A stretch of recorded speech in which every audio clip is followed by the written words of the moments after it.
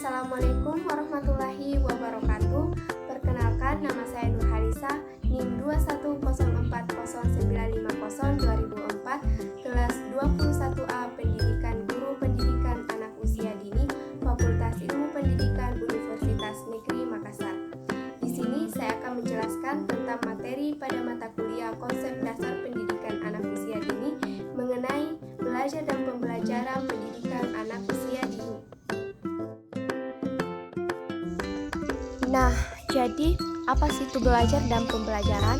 Belajar dan pembelajaran adalah dua istilah yang saling berkaitan dan berasal dari kata dasar yang sama, yakni kata ajar, yang bermakna petunjuk yang diberikan kepada orang supaya diketahui. Dan arti sendirinya, belajar adalah aktivitas latihan yang menimbulkan perubahan tingkah laku positif. Dan pembelajaran adalah proses interaksi peserta didik dengan pendidik dan sumber belajar pada suatu lingkungan belajar. Nah, jadi bagaimana sih metode pembelajaran pendidikan anak usia dini? Dalam Permendikbud nomor 146 tahun 2014 telah dijelaskan bahwa pembelajaran anak usia dini adalah proses interaksi antara pendidik dengan anak melalui kegiatan bermain pada lingkungan belajar yang aman dan menyenangkan dengan menggunakan berbagai sumber belajar. Dengan maksud pembelajaran itu untuk menstimulasi dan mengembangkan potensi anak usia dini melalui kegiatan bermain yang aman dan menyenangkan dan memperhatikan tahapan perkembangan anak. Oleh karena itu, pembelajaran anak usia dini lebih mengedepankan pada penanaman nilai-nilai karakter dan melatih keterampilan-keterampilan anak melalui kegiatan pembiasaan dan permainan. Selain itu, pembelajaran harus dirancang dengan menarik, kreatif, dan menyenangkan supaya dapat memotivasi anak dalam belajar. Adapun tujuan pembelajaran anak usia dini yaitu untuk menstimulasi aspek perkembangan anak. Terdapat 6 aspek perkembangan anak dalam kegiatan pembelajaran. Di antaranya A. Perkembangan nilai agama dan moral, meliputi kemampuan mengenal nilai agama yang dianut, mengerjakan ibadah, berperilaku jujur, penolong, sopan, hormat, dan menghormati toleran terhadap agama orang lain. B. Lingkup fisik motorik, meliputi motorik kasar dan motorik halus, kesehatan dan perilaku keselamatan. C. Lingkup kognitif, meliputi belajar dan pemecahan masalah, berpikir logis dan simbolik. D. Lingkup bahasa, meliputi memahami bahasa reseptif, mengekspresikan bahasa dan keaksaraan. E. Lingkup sosial emosional, meliputi kesadaran diri dan rasa tanggung jawab terhadap diri atau orang lain. F. Lingkup seni, meliputi mengeksplorasikan dan mengekspresikan diri, berimajinasi dengan bergerak.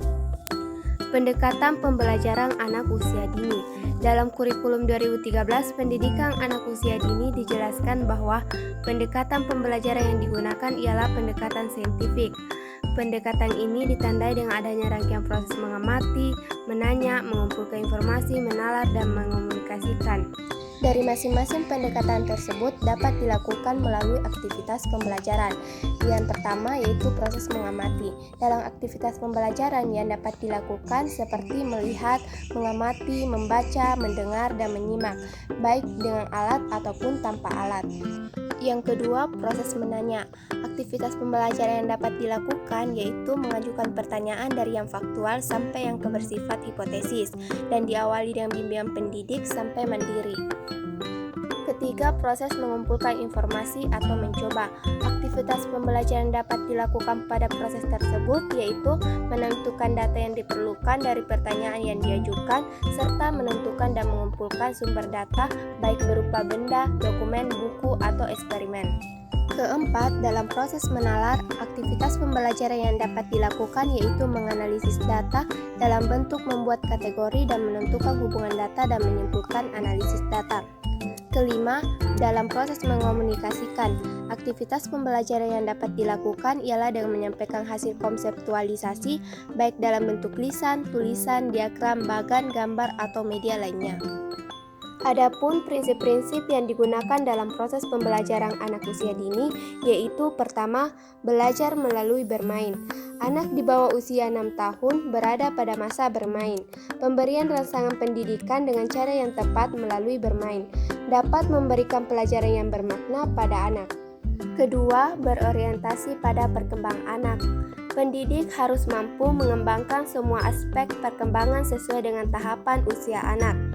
Ketiga, berorientasi pada kebutuhan anak.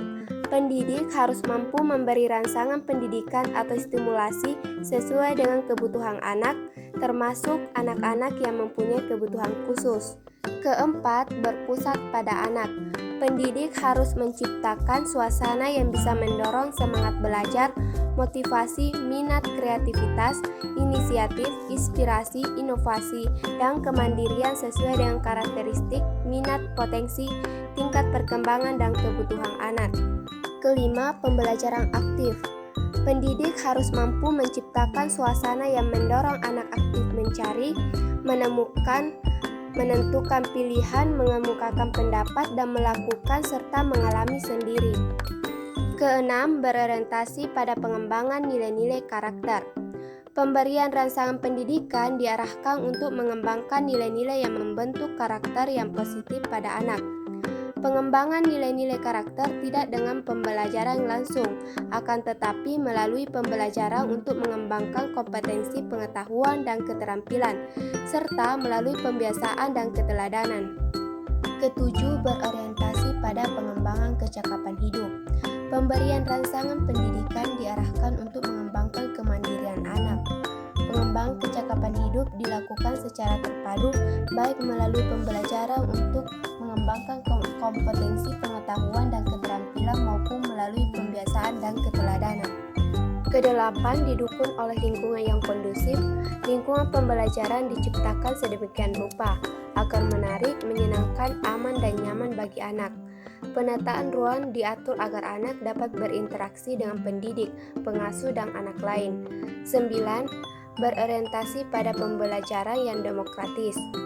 Pembelajaran yang demokratis sangat diperlukan untuk mengembangkan rasa saling menghargai antara anak dengan pendidik dan anak dengan anak lain. Ke-10, pemanfaatan media belajar, sumber belajar, dan narasumber.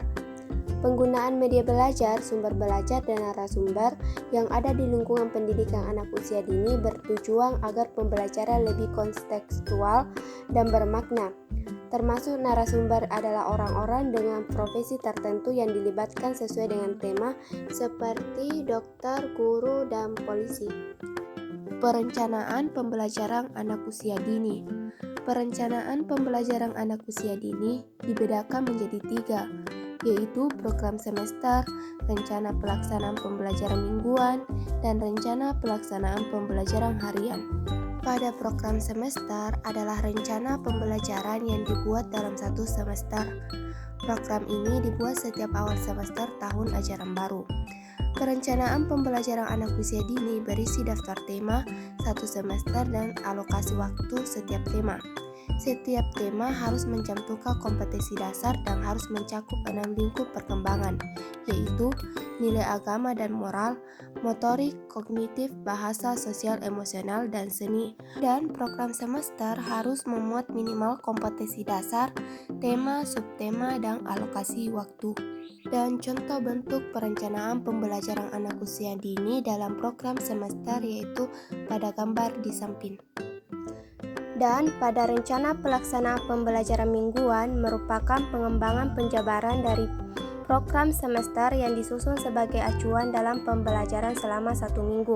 Rencana pelaksanaan pembelajaran mingguan dapat dibuat dalam bentuk jejaring maupun tabel. Tetapi apapun bentuknya, rencana pelaksanaan pembelajaran mingguan minimal harus memuat 8 komponen utama, yaitu pertama, identitas lembaga, kedua, semester, bulan, dan mingguan, 3, tema atau subtema, 4, kelompok layanan, 5, alokasi waktu, 6, kompetensi dasar, 7, materi pembelajaran, 8, rencana kegiatan.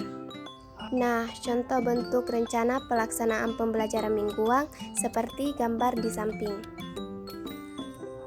Dan pada rencana pelaksanaan pembelajaran harian merupakan pengembangan dari rencana pelaksanaan pembelajaran mingguan, yaitu rencana kegiatan pembelajaran yang akan dilaksanakan dalam waktu 1 hari. Rencana pembelajaran harian harus memuat identitas lembaga, materi kegiatan, alat dan bahan atau AP, serta rencana kegiatan dan penilaian, yang harus dibuat oleh pendidik sebelum pembelajaran dimulai.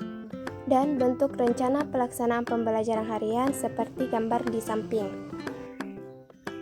Pelaksanaan pembelajaran pendidikan anak usia dini menurut Permendikbud nomor 137 tahun 2014 dijelaskan bahwa pelaksanaan pembelajaran anak usia dini dibagi menjadi 3 kegiatan, yaitu pembukaan, inti, dan penutup.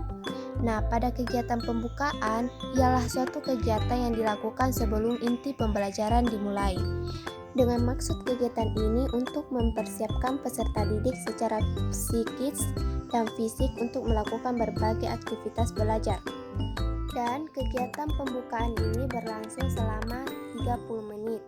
Adapun bahan yang diberikan saat kegiatan pembukaan yaitu salam, doa sebelum belajar, bernyanyi dan bertepuk tangan, serta menyampaikan aturan-aturan kegiatan pembelajaran dan tugas-tugas yang akan dikerjakan anak selama pembelajaran. Kedua, pada kegiatan inti yaitu kegiatan utama dalam pembelajaran. Artinya, kegiatan-kegiatan yang direncanakan dalam pembelajaran dilaksanakan pada saat inti pembelajaran dan berlangsung selama 90 menit. Dan adapun contoh kegiatan inti yang dilakukan selama pembelajaran yaitu pertama, anak mengamati. Dalam proses mengamati, anak biasanya mengamati anggota tubuh masing-masing dan menyebutkan nama dan fungsinya. Kedua, anak menanya. Dalam proses menanya, biasanya anak menanyakan apa yang telah dia amati. Ketiga, anak mengumpulkan informasi.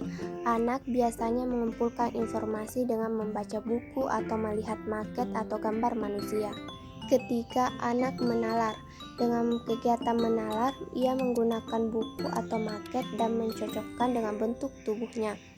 Kelima, anak mengkomunikasikan, seperti anak mewarnai dan menggunting anggota tubuh pada kegiatan yang dia amati. Dan kegiatan penutup yaitu kegiatan tahap terakhir dari pelaksanaan pembelajaran dan berlangsung selama 30 menit. Nah, pada kegiatan ini hal-hal yang biasa disampaikan yaitu menanyakan perasaan anak selama pembelajaran, menanyakan kegiatan apa yang sudah dimainkan atau dilakukan anak, menyanyi dan bertepuk anak soleh, menginformasikan kegiatan hari berikutnya, dan berdoa sesudah belajar.